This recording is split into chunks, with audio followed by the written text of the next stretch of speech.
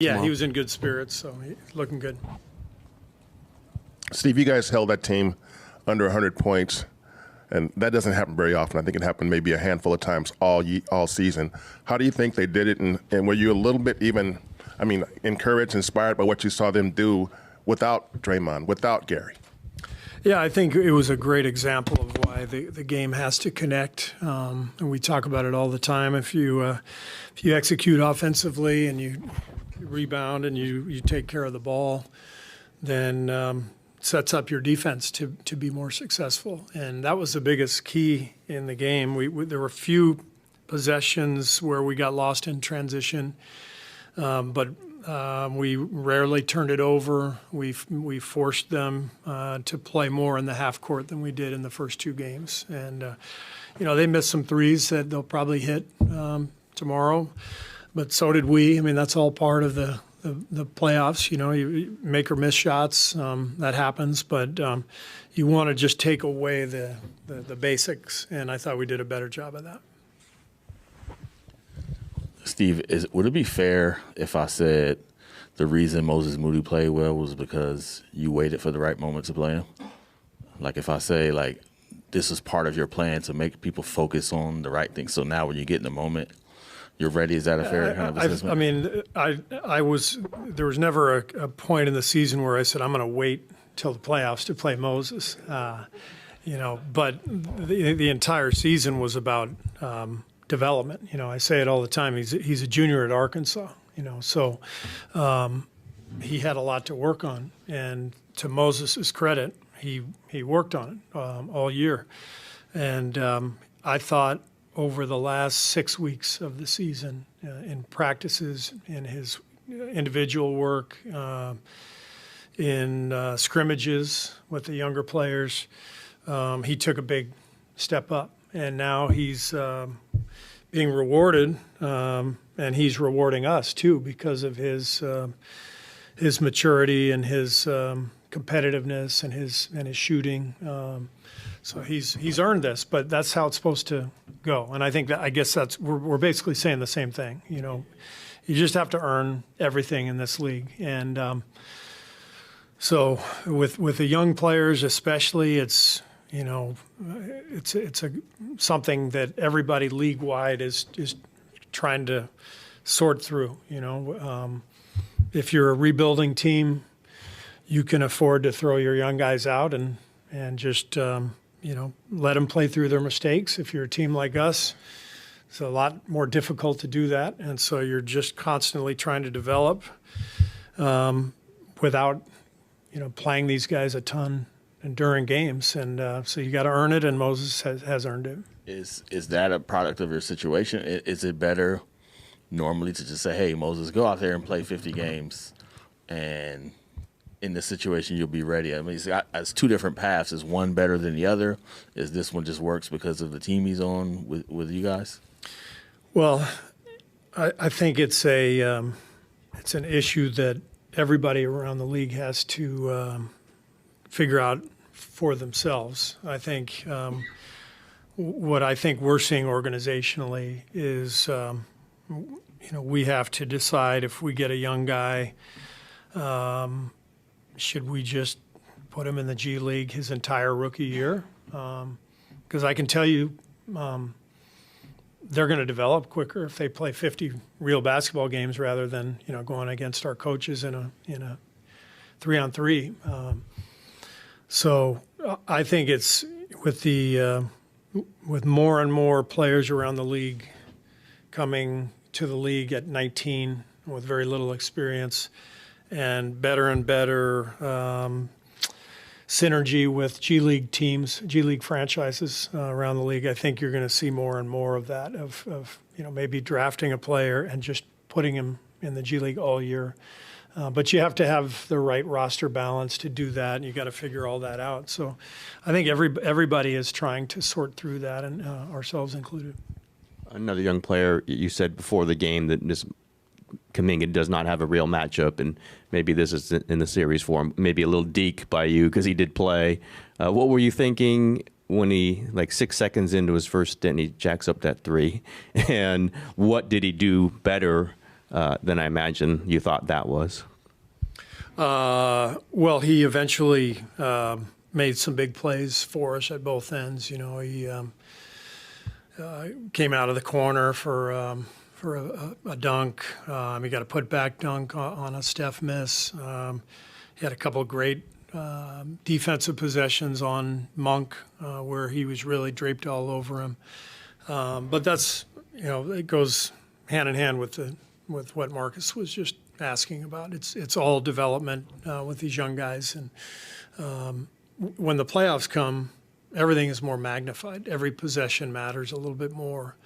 And so the tendency really is to play young guys less in the playoffs. So everything's going to depend on matchups and production. And, going forward, we'll just see how it plays out. But I was proud of JK for bouncing back the other night and playing better after the slow start. Steve, Go ahead. what did you think of the looks Clay got in Game 3? I mean, not very many easy looks. It didn't seem like. I mean, he hit some big shots down the stretch, but Much better second half looks than first half. First half, I thought we were all a little jumpy and maybe a little nervous, just trying too hard. And then the second half, Clay helped break the game open with his drive and kick game. He's putting it on the floor and moving it, and now all of a sudden, drive, kick, swing, we're getting a wide open look on the weak side. And we need more of that from everyone tomorrow. What did you think about, Draymond at the start of this season created what you called the biggest crisis of your Warriors tenure, and then he gets suspended for Game 3. And what did you just think about the way that the guys kind of rallied behind him? He said that, Steph, Clay, they said that they had his back. I mean, what did you think about the fact that they still have his back, throughout everything? Yeah, I thought our guys really responded well the other night without him and without Gary. We have a very proud group that's obviously accomplished an awful lot. And Draymond's absence wasn't going to keep them from accomplishing what they wanted to do. And everybody who stepped out on the floor gave us really good minutes. I thought JaMychal was really good. Donte, as we talked about, was fantastic. Moses came off the bench, made some big plays. So there were a lot of guys who really contributed, but that's what it takes in the playoffs. I mean, obviously, Draymond is so important to this team and what you do. So this might be a silly question, but doing those things that you liked in Game 3, is it going to be almost easier to then continue that in Game 4 with him back in there? Or are there some things with how you started with, the 3 guards plus Andrew and Kevon that you liked, you want to play that lineup a little bit more? Or Yeah, no, it's a great question. I think the biggest thing is, regardless of what lineup is out there, we got to take care of the ball, and we've got to make better decisions and smarter decisions. It was one of the best parts of Steph's game the other night. I know everybody focused on the shot making and the points, but he had 4 or 5 possessions where nothing was there. He pulled the ball back out. He got us organized. It was just really impressive to see him control the game, and so whether it's Steph, Draymond, Clay, Jordan, all of our decision makers on the ball, we got to be rock solid. We can't come down like we did in games 1 and 2 and try all kinds of crazy stuff and try to hit home runs. And we do that, there's going to be a lot of timeouts early in the game. We've got to get organized and efficient right away. Steve, Draymond called Steph a master at work last game. Just want to know kind of your perspective as far as his body language or something that you see within him, whether it be on the court or on the bench when he is kind of in that zone. Steph, you're talking about? Yeah. I see him really breathing during timeouts, closing his eyes, focusing, just being mindful of what has to happen, and getting his rest and relaxing his mind and his body during those 3-minute timeouts. And you can see it's really been helpful for him in terms of his focus. I mean, think about the first play of the series. He came off, there was nothing there, and he throws the ball to Harrison Barnes for no apparent reason, right? That's just focus. And so he understands that, the same thing that makes Steph so brilliant can sometimes cost him a possession or two. He just doesn't think a whole lot. But, the other night he realized he had to think. The fact that he could do that and still do what he does with his shot making was pretty impressive. To follow up on that, it sort of reminds me of a pitcher having a no-hitter, maybe. Leave the guy alone, let him close his eyes, let him breathe. You have some other personalities like that, too, when they get in their zone. Draymond, Clay. Is some of what you've discovered about the personalities on your team getting out of their way during a game? Yeah, I think it's often my biggest challenge as a coach with this team is to understand when to step in and when to leave them alone, because often they play the best when I leave them alone. And then, they could be in a good groove and we make a couple of, poor decisions. And that's where I'm faced with that. I don't want to snap them out of this incredible spell they're in. On the other hand, take care of the damn ball, box out, And so that's the give and take. That's the line that I walk as their coach. On that sort of line, definitely see Kenny kind of get into guys. I know. Yeah, he doesn't walk the line. Yeah. Is he that just assume he's going to take care of something if something needs to be said? Do you ever tell him, hey, maybe say something or two, and how important are kind of some of those fiery moments from an assistant? You want both, right? And that's why you need different personalities on a staff. Mike Brown last year was really good about being fiery when he needed to be fiery, and Kenny's been the same way this year. So you need both. You need ultimately you want the guys relaxed but alert and on point, and that's the goal every night. Steve, it appeared that there was a little bit of desperation, and which makes sense. You're down 0-2, and if you don't win that game, you're going to be 0-3.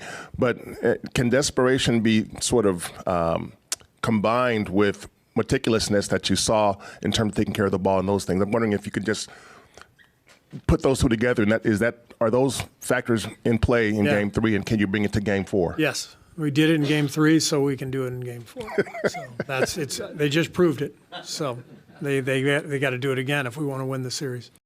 You watched the game at home. I'm sure that was tough. How much did you appreciate how the team fought, and just kind of your reaction the last couple of days? Last couple of days for me been great. It's always great after a win. It was very great to see the guys fight and come together the way they did.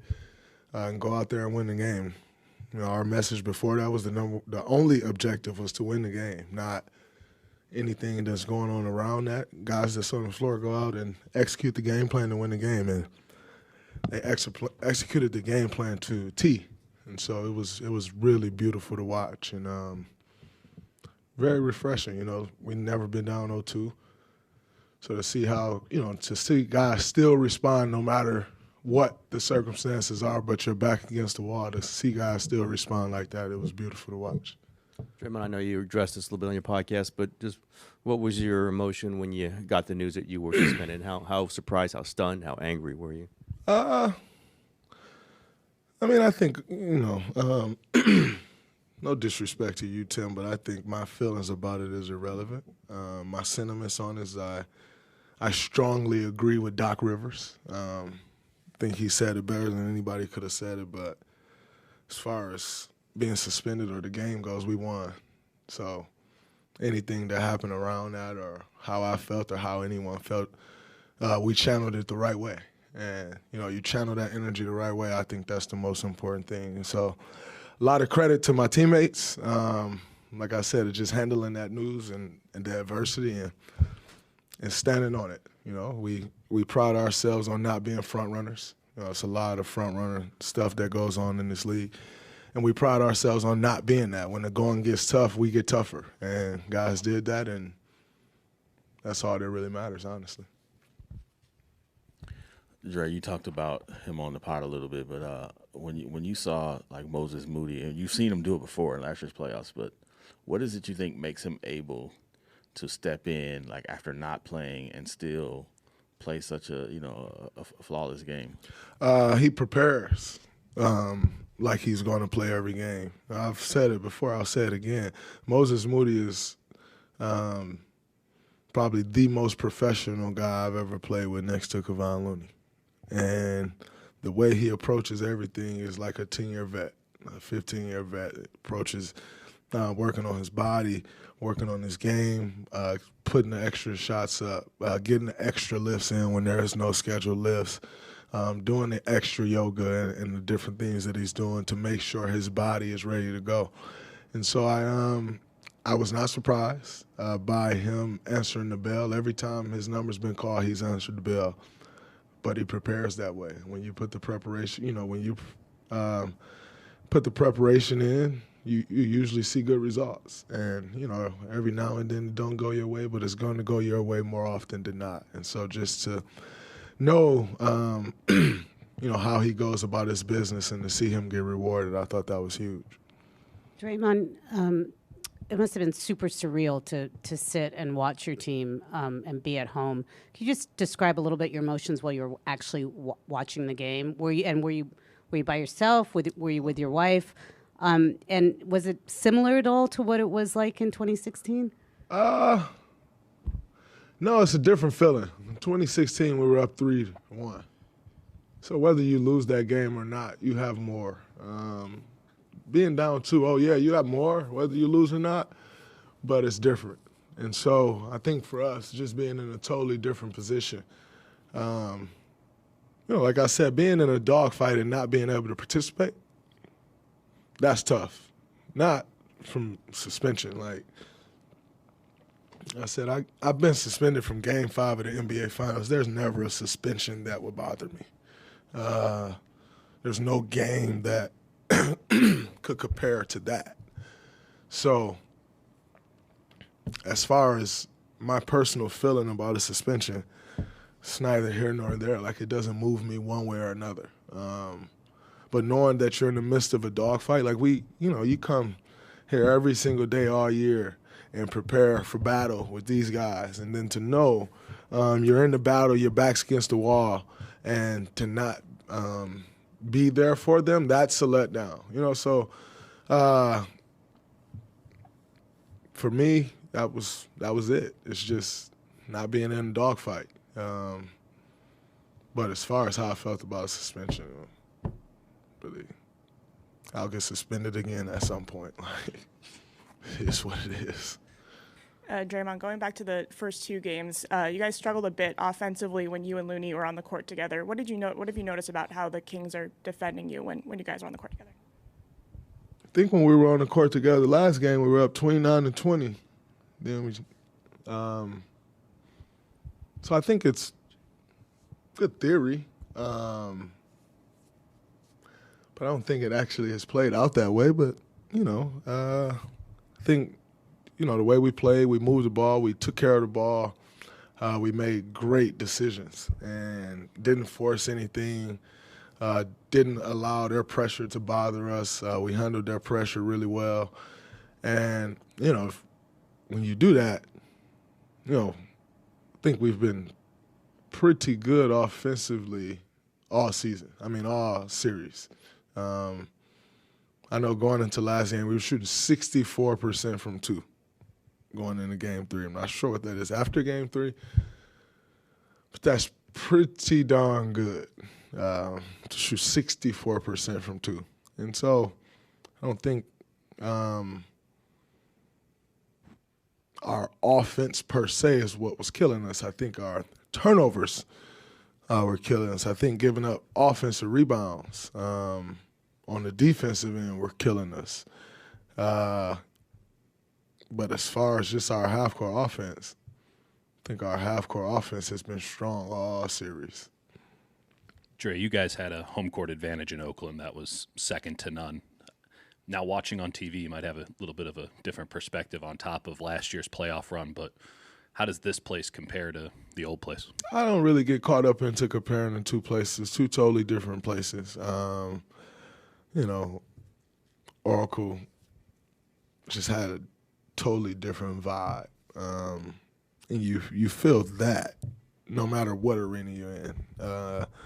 You know, when you're in Los Angeles, the vibe in the arena when you play the Clippers and when you play the Lakers are two totally different vibes.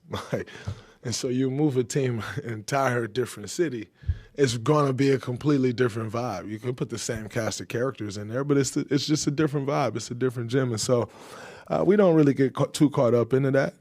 You embrace it. I think we've created a home court advantage here. We've been very stellar here over the last couple of years, and teams have struggled to come in here and win. So I think we've created an advantage here, and that's what we like to lean into and focus on. But I don't really get off into comparing the two places because it's not apples to apples.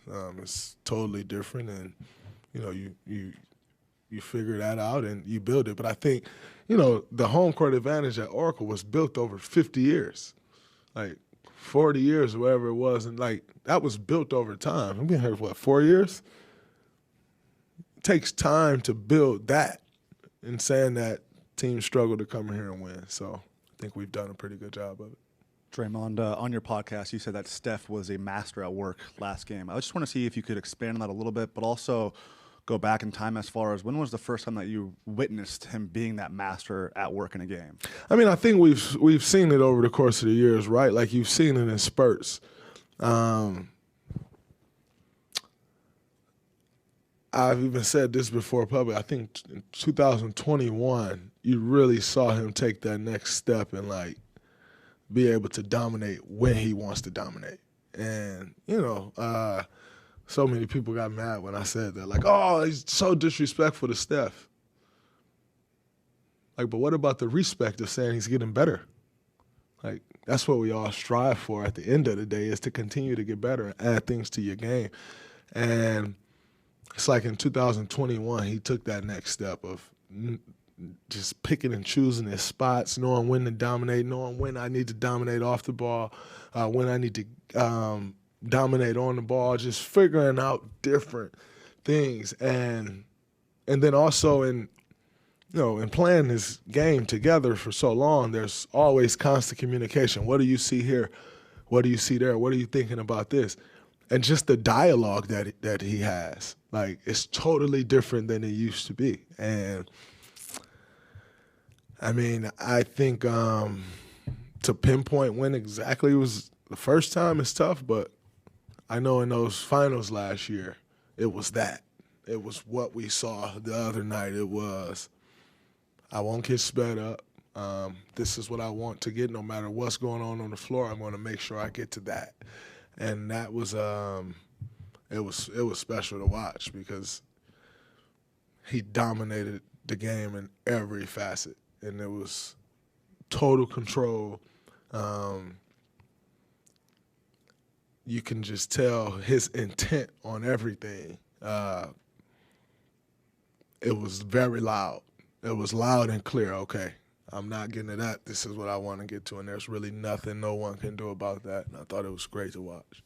Somewhat random here, but they talk about how you guys know the Kings so well. The Kings know you so well with Mike Brown, et cetera. But Leandro Barbosa is one of those guys, too, where you played with him. He was on the coaching staff. Just wanted to see if you have a favorite memory or story of LB as well. Yeah, I don't really give a damn about no memory with Leandro Barbosa right now. We won championship together, or 2, 3, something like that. I don't know. But who cares? Draymond, Kings have a historically great offense, number 1 in the league, best rating and all of that. And they've only been held under 100 points like a couple times all season. To see your team do it without you and Gary, what was that like, and how do you think they were able to do that? Number one, just the attention to detail. Everybody being locked in, rebounding the basketball. We didn't give them a ton of second chance points like we did in the previous games, and yet I don't know what the numbers were. Maybe they were the same, but it just didn't feel that way. I didn't look at the numbers. The same. I mean, for me, I just know I'm watching it, and what you felt is it didn't feel like we gave up the same second chance points that we have been giving up. I didn't go back afterwards to check the numbers because I didn't really think it mattered. Like, you can feel it. You can feel meeting the force that they had with force. And so I think that was a huge part of it, not allowing them to get to the paint at will, because when you allow teams to get to the paint at will, your defense is broken down, and now it's a lot tougher to rebound when your defense is broken down. And so I think they did a great job. It was a total team effort. We were great at the point of attack and watching that game, whether it was Donte on the ball, Wiggs on the ball, Jordan on the ball, Steph, whoever it was, Clay. We were great at the point of attack. And when you're great at the point of attack, it takes care of a lot of issues on the defensive side, and I think we did a very good job of that in that game. Draymond, Kavan told us last week that not everybody knows what he does. I mean, the communication, that behind the scenes. And Donte just credited Kavan for the communication the other night. And as a big man, Loon said that is one of his primary jobs. What did you see him take it to just another level the other night without you? And how proud are you of that performance? It's huge. To see a guy that didn't used to say a word, a single word, dominate through communication, like, you just have to appreciate the growth, because, man, Loon came here. Loon was a mute, would not talk. And to see him grow into his own and figure that out, it is very much so the reason he's become the player that he's become. He is a defensive anchor. And, when we're out there on the court together, then you have two. One of us not out there, you have one. And it's on that other guy to step up and take it up another notch. He took it up several notches. And you can feel that. You could see the comfort in the guys who were guarding the ball, knowing that, they could hear Loon's voice and he was behind them. And obviously he did the work with, with his rebounding and playmaking. He was absolutely incredible. So I think that voice is that voice that, Donte's credit is, 7-8 years of the work that he's put in to get comfortable with that voice and know everything that's going on the floor, and seeing all the pictures develop and being a step ahead of everyone to communicate those things and make sure that guys know at the end of the day, if all else fails, I have him there behind me. And, he can clean up a lot of mistakes. But just having that voice and communication is huge. It's a key for us.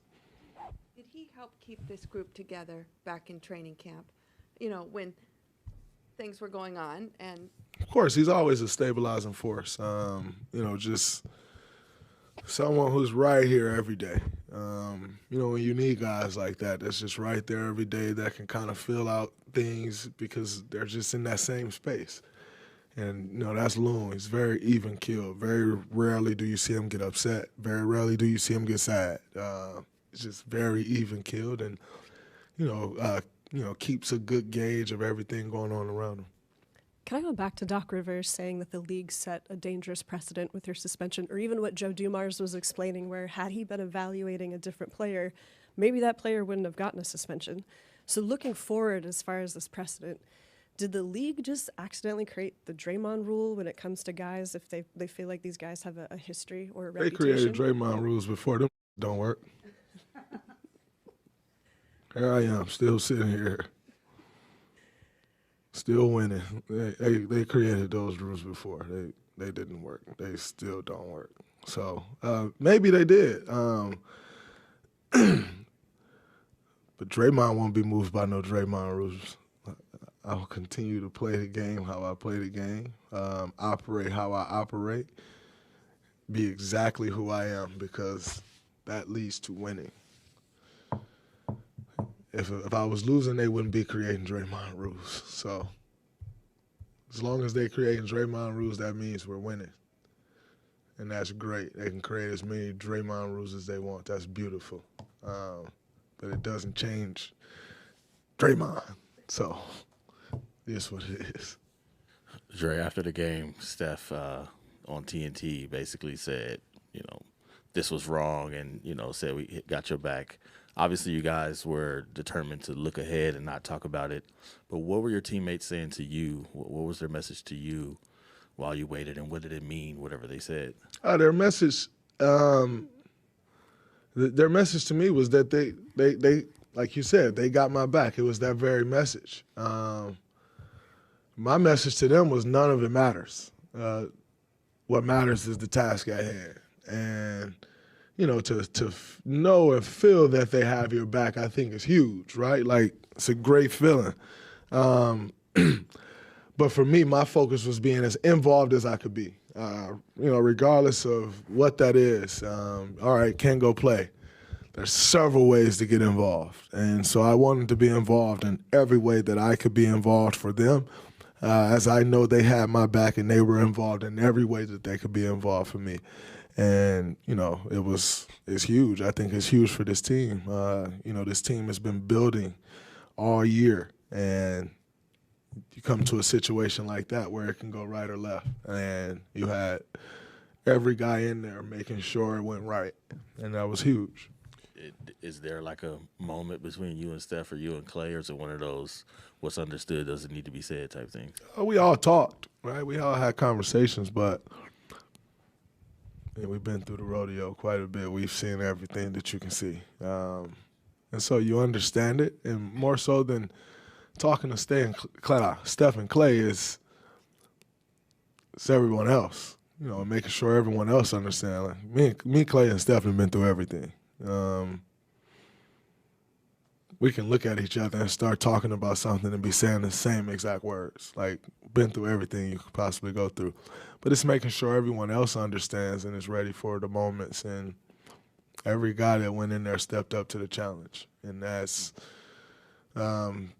is the true definition of champions. That is knowing that you have good leadership around, because it's not just one guy that can make that happen. Like it's a cast of guys that's making sure everyone's ready.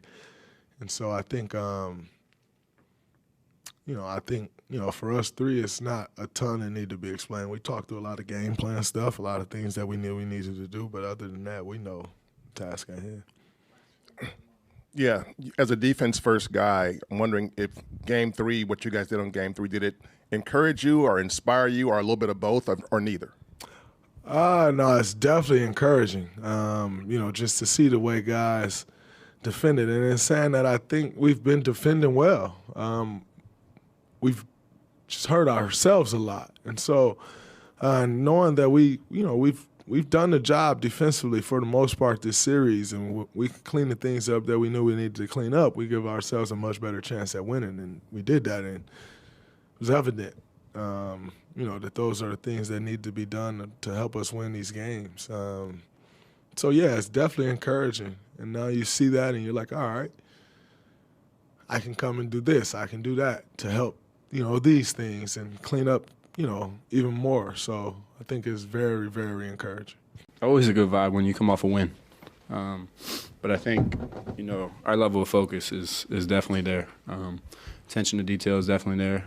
Even though we won by a big margin, I think there was a lot of things that we watched on film that we can get better at. And I think everybody was in a positive, wanting to get better mood, and that was great to see. This is a little silly because he's Draymond's, but what's it like folding him back in? I'm sorry, would you say the last part? Folding Draymond back in after he missed a game. It's easy. Draymond's Draymond. Even, it's odd. Like, even though he wasn't there, you could still feel like his presence. He was watching somewhere. He was doing it. Like, you could already feel him wanting to, coach and critique and get us better. So it's easy. He was missed, but the voice wasn't missed. After having 48 hours or whatever to watch film and digest the game, just what are some of those areas that you guys need to improve on? I think we did a better job of taking care of the ball. And I think we did a better job of limiting their second chance opportunities. I think that was big in the first two games, and I think we came out, in Game 3, and we did a better job of that. And I think we can even take a bigger step in that category, in those two categories, is really value the ball, make them work on the defensive end, and limit their second chance, because when they get the offensive rebounds and kick out threes, that's when they're really good. Donte.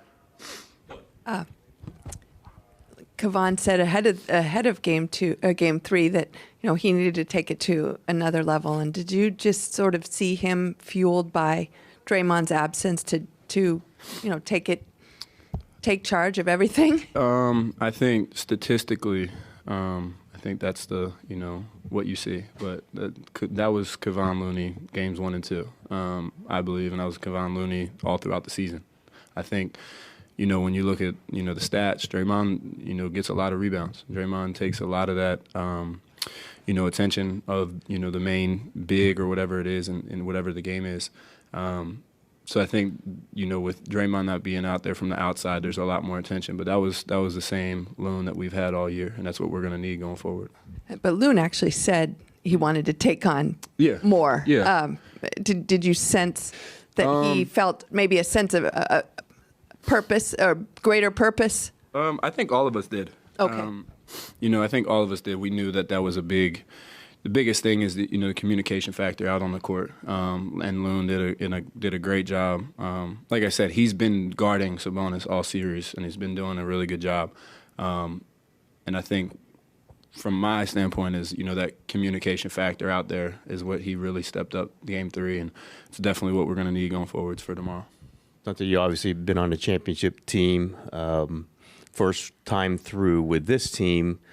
In the middle of a series, do you see anything unique kind of clicking in with this team? Is the operation interesting for you to kind of watch as they go through a playoff series? I think it's interesting because, you look back at our season, we really haven't had this as a team as a whole, the whole season. Getting GP, then getting Wiggs back. So, we've only had this, and even game 3, Draymond and GP weren't even in the game. So it's interesting to see from my standpoint of how amazing it is to see guys adapt and be ready to step up in certain situations, and coaches trust everybody on the team. And I think for us, we're just going to keep getting better and better throughout the playoffs. And as long as we can keep tallying wins, the continuity of everybody being on the court together and having a full team is just going to, we're going to keep getting better throughout the playoffs. We just got to keep getting wins. Donte, the Kings players have said you guys have done a good job of forcing them to shoot threes that are sort of out of what they're used to getting normally in their offense. But they're also missing a good number of open threes. Just curious what you make of the way you guys are defending their 3-point shooting, what you guys have done well, and just I guess the difference in their postseason 3-point shooting and during the regular season.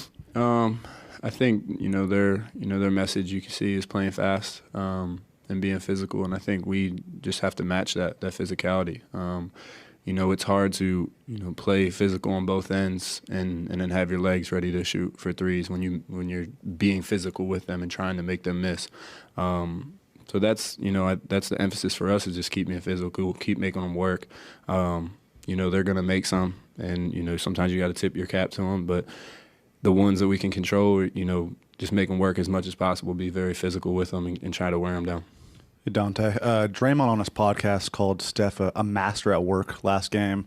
Just want to know your perspective, whether it be from watching, playing against him, or your first season with him. When was that first time that you kind of felt like Steph was in full control as a quote-unquote master at work? Training camp. Just the way he dissects the defense. Honestly, from day one, you could see it. It's super fun to play with him, and he's, I can't even say it enough how unselfish he is. And, game 3, Draymond's right on point. He knew when to attack, when to make plays, and he also knew when to trust his guys around him and give the ball up and let everybody else make a play. Yeah, Donte, how important do you feel like it is to control the pace in this series, and what sort of added layer of complication does offensive rebounding for both teams add to that? Yeah, I think we can control the pace by taking care of the ball, we limit our turnovers. That's when they're really good, as they get out and run. Even in our makes, we have to turn and sprint back because they're getting it out quick. They're pushing the pace, and they're getting the looks that they want. So I think us taking care of the ball controls the pace big time. And then offensive rebounds, if we can get, it's the the hit or miss game of everybody going versus, nobody going at all. We got to know who's on the court, know the personnel that we have out there and who's going to go, who's not going to go. Because if we don't get the offensive rebounds, I think you see it in, games 1 and 2 a little bit where we have 2 or 3 guys crashing the boards and they just kick ahead when they get it. So just knowing when to go, when not to go, and figuring it out throughout the game. What value we got an update on Andre Iguodala today that he could return to the court for light work in the next week or so. But just what value does he provide for you guys, even though he's not able to play right now? He's, he's the voice. He's like the OG on the team. Everything he says, everybody listens. And he also knows when to be serious and when to keep it light and, and keep everybody in a good spirit. So he's been doing that all year, whether playing or not.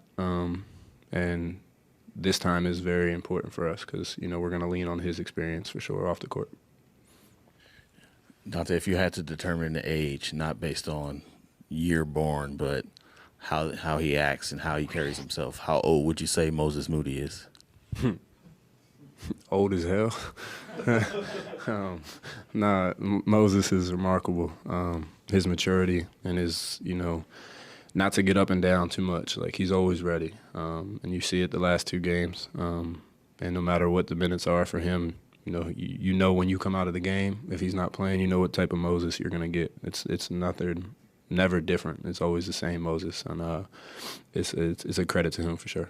So like 30 or like 75? Like 50. Donte, I don't think you took a shot in game 2. I know the minutes weren't huge there, and there's been some other games where you haven't taken a shot. Do they tell you put some shots up? Or I know you've got Steph, you got Clay, you got a lot of other guys, but how important is it to you to be not just aggressive offensively, but put the ball up? I think there's that's, you said the 2 words. I think the difference is taking shots and being aggressive are 2 different things. I think when I'm aggressive, good things happen.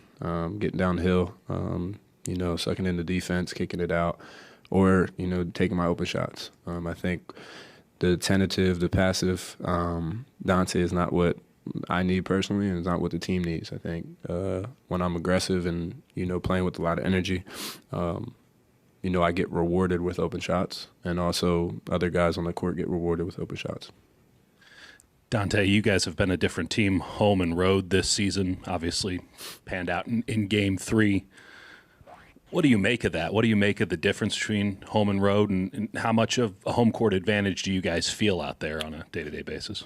We're not paying attention to our road record throughout the regular season. We know it's like, playoffs is a whole different season almost. And we know if we're going to win the series, we have to win one on the road. And we're focused on game 4 tomorrow. We know Chase Center is going to be behind us. They were behind us game 3, super loud. So, our job is to, take care of business at home and do what we're supposed to do, and then go on the road, I don't know, Tuesday or Wednesday, and, take care of business over there. And that's our goal, but our first goal is to take care of business tomorrow, and we know Chase Center is going to be behind us for sure. Donte, you weren't here last year when Gary was here, and you've now been around him a little bit. How would you describe what his impact is like on defense? Gary does what Gary does. It's hard to explain. It's similar to Draymond.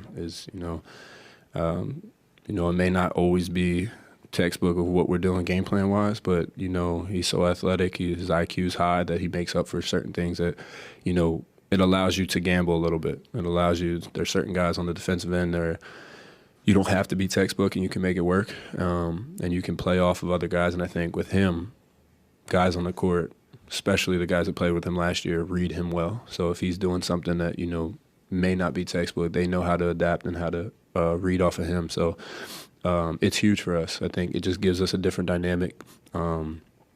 It kind of messes with their game plan a little bit, like I said, because, some of us go off the script a little bit of game plan, and I think that, it keeps them on edge over there, and they have to react to what we're doing as well.